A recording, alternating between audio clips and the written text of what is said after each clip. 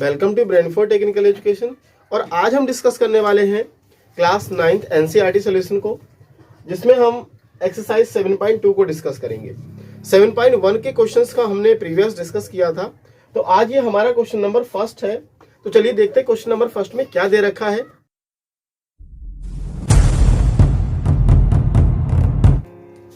तो in an isosceles triangle ABC with AB equals to AC, the bisector of angle A, angle B and angle C intersect each other at O. Join A to O so that OB equals to OC. Secondly, AO bisect angle A. देखिए फिर से हम एक एक step को लेके चलेंगे। एक हमारे पास क्या है, आइसोसेलेस ट्रायंगल है।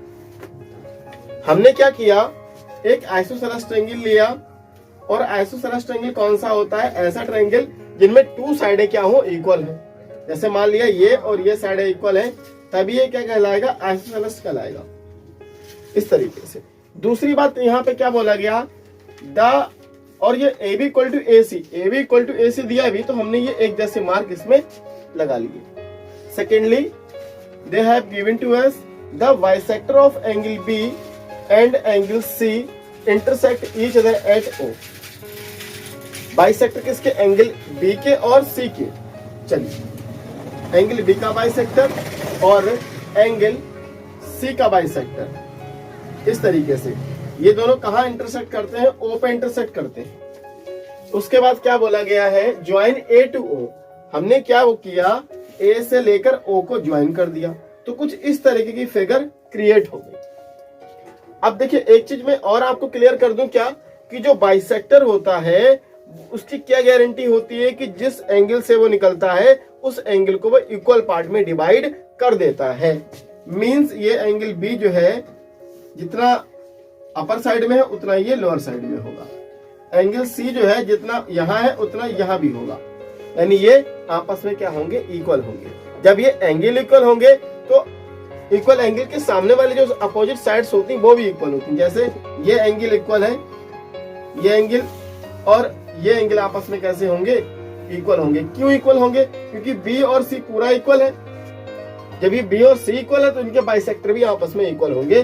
मींस क्या हो जाएगा कि ये जो BO वाली साइड है ये किसके इक्वल हो जाएगी, OC के इक्वल हो जाएगी।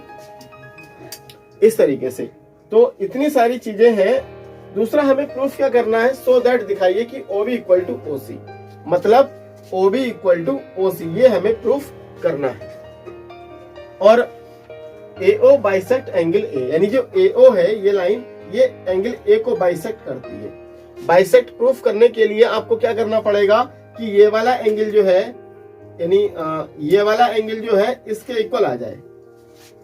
जब इक्वल आ जाएगा इसका मतलब AO लाइन जो होगी वो एंगल A को पूरा क्या कर रही होगी, बाइसेक्ट कर रही होगी। बाइसेक्ट कर रही है तभी तो एंगल इक्वल आए। यानी आपको इसमें सेकंड वाले पोर्शन में एंगल इक्वल प्रूफ करना है, और सेकंड पोर्शन, फर्स्ट पोर्शन में क्या करना है, पहले आपको इनको क्या प्रूफ करना है, कॉन्ग्रुएंस प्रूफ कर देना है। कॉन्ग्रुएंस प्रूफ कर देना है, या इनकी बाइसेक्टर जो वाली प्रॉपर्टी होती है उसको आपको प्रूफ करना पड़ेगा। तो चलिए पहले हम ट्रायंगल ABC के बारे में डिस्कस करते हैं। देखिएगा यहाँ पे क्या लिखेंगे, इन ट्रायंगल AB और C में, ट्रायंगल ABC में हमें देखिए क्या दे रखा है कि जो भी चीजें हमें गिवन है, AB और AC इक्वल है, तो हम जो दिया है बिकॉज रीजन दे देंगे AB इक्वल टू AC, और ये हमें क्या है, गिवन है। और ये होगा क्यों गिवन है ये, क्योंकि ट्रायंगल जो है हमारा वो क्या है, आइसोसेलेस है। और जब आइसोसेलेस हो तो ये साइडें भी इक्वल हो गई। दूसरी बात क्या होती है, देखिएगा ये AB साइड है और ये AC साइड है। जब किसी भी ट्रायंगल की साइडें इक्वल होती हैं तो देखिएगा ये इक्वल साइड है, इक्वल साइड के सामने के जो एंगल होंगे उनके अपोजिट एंगल जो होंगे वो भी इक्वल होंगे। क्यों? क्योंकि इनकी अपोजिट साइड्स क्या है, इक्वल है। और जब अपोजिट साइड्स इक्वल होती तो इनके एंगल भी इक्वल होते हैं, मतलब ये एंगल B पूरा जो होगा एंगल C के इक्वल होगा। हम किस तरीके से बोल देंगे, angle ABC equal to angle ACB, इस तरीके से। तो देखिएगा सो दैट, क्योंकि ये साइडें इक्वल है तो इसलिए angle ABC equal to angle ACB। क्यों? क्योंकि opposites angles are equal of opposite sides, यानी क्योंकि जो हमारा आइसोसेलेस ट्रायंगल है, आइसोसेलेस ट्रायंगल में क्या है, साइड इक्वल है, तो वही रीजन दे देंगे बिकॉज अपोजिट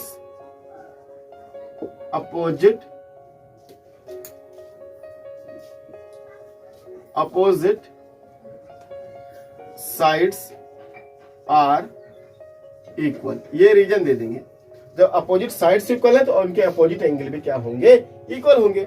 अच्छा, दूसरी चीज हमें ये भी दे रखी है, देखिएगा कि जो बाइसेक्टर है एंगल बी के और सी के एक दूसरे को क्या कर रहे हैं, एंगल ओ पे इंटरसेक्ट कर रहे हैं।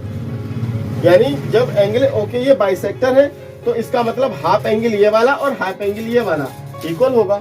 यानी हाफ ऑफ क्या angle A B C equal to half angle A C B, यानी आधे आधे एंगल जो होंगे हमारे क्या होंगे, ये इक्वल होंगे।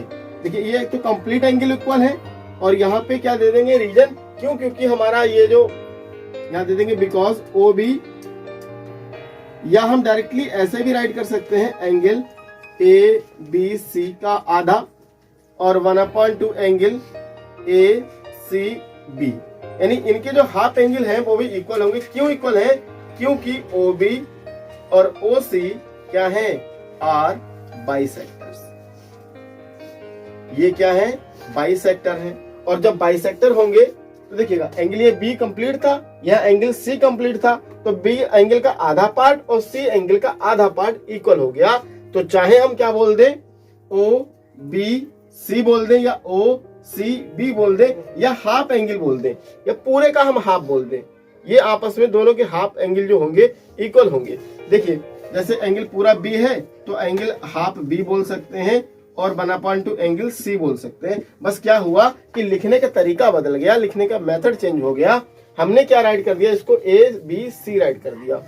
एंगल बी को हम ए बी सी राइट कर लेंगे और एंगल सी को ए सी बी राइट कर लेंगे, इस तरीके से। चलिए जी, अब ये हाफ हाफ जब इक्वल हो जाते हैं, जब हाफ हाफ इक्वल हो जाएंगे, इसका मतलब हम इसको क्या लिख सकते हैं, एंगल ओ बी और सी किसके इक्वल है, एंगल ओ सी बी के। तो सो दैट इसीलिए क्या हो जाएगा, angle O B C equal है एंगल ओ सी और बी के, ये होगा। अच्छा, दूसरा क्या, जब ये हमें फिर से पता है आइसोसेलेस ट्रायंगल में अपोजिट साइड्स जब इक्वल होती हैं तो अपोजिट एंगल भी इक्वल होंगे। चलिए जी, अब जब अपोजिट एंगल इक्वल है इसका मतलब वो साइडें भी तो इक्वल होंगी। देखिए यहाँ पे क्या था, यहाँ पे ये वाली साइड और ये वाली साइड इक्वल थी, तो हमने क्या बोल दिया कि ये वाले एंगल और ये वाले एंगल इक्वल होंगे। इस बार क्या हुआ कि ये एंगल इक्वल आ गया, यहाँ से लेकर यहाँ तक का और यहाँ से लेकर यहाँ तक का ये एंगल इक्वल आ गया। जब ये एंगल इक्वल आ गया इसका मतलब इस एंगल के सामने की साइड ओ बी है और इस एंगल के सामने की साइड ओ सी है, ये भी तो इक्वल हो जाएगी। तो so that O B equal to O C, और यही हमें क्या करना था, प्रूव करना था। ये फर्स्ट पार्ट हमारा प्रूव हो गया, ये तो हमारा हो गया फर्स्ट पार्ट प्रूव। तो चलिए अब हम सेकेंड पार्ट को देखिएगा प्रूफ करेंगे। सेकेंड पार्ट प्रूफ करने में देखिए क्या दिया दे रखा है हमें कि AO जो है वो एंगल पूरे A को बाइसेक्ट करता है। तो चलिए, अच्छा बाइसेक्ट हमें प्रूफ करने के लिए क्या करना पड़ेगा कि हमें इसका देखिएगा एंगल A यानी ये आधा पार्ट एंगल, ये वाला एंगल और ये वाला एंगल इक्वल आ जाए।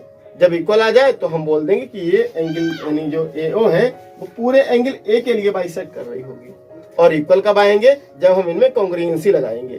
तो हम क्या करते हैं, ट्रायंगल AOB में और ट्रायंगल AOC में कॉन्ग्रुएंसी लगा देते हैं। चलिए तो हम इस चीज को इरेज कर देते हैं, हमारा स्पेस थोड़ा इंक्रीज हो जाएगा। चलिए तो हमने क्या किया, इसमें लगा दी कॉन्ग्रुएंसी फॉर सेकंड पार्ट के लिए।